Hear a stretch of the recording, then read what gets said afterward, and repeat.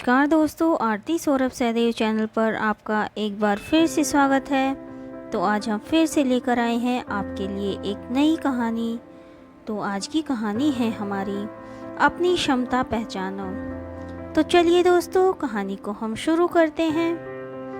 एक गांव में एक आलसी आदमी रहता था।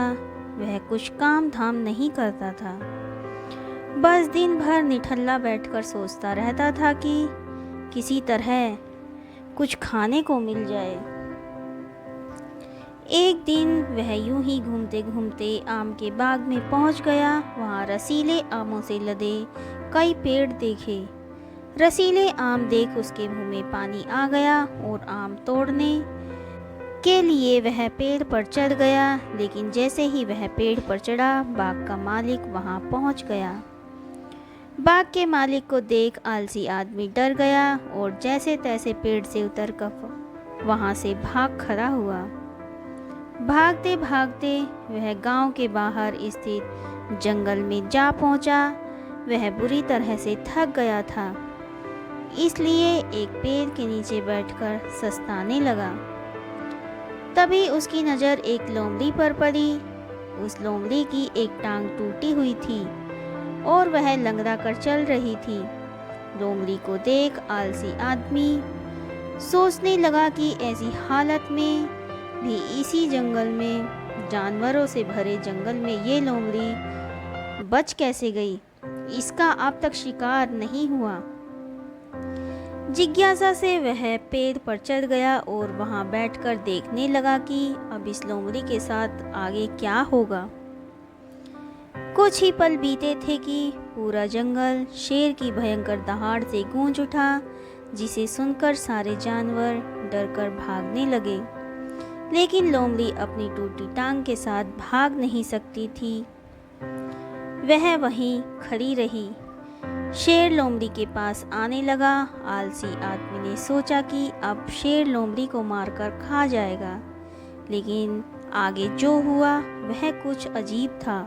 शेर लोमड़ी के पास पहुंचकर खड़ा हो गया। उसके मुंह में मांस का एक टुकड़ा था, जिसे उसने लोमड़ी के सामने गिरा दिया। लोमड़ी इम्तिहान से मांस के उस टुकड़े को खाने लगी। थोड़ी देर बाद शेर वहां से चला गया। यह घटना देख आलसी आदमी सोचने लगा कि भगवान सच में सर्वे सर्वा है।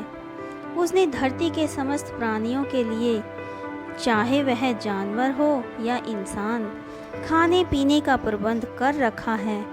वह अपने घर लौट आया।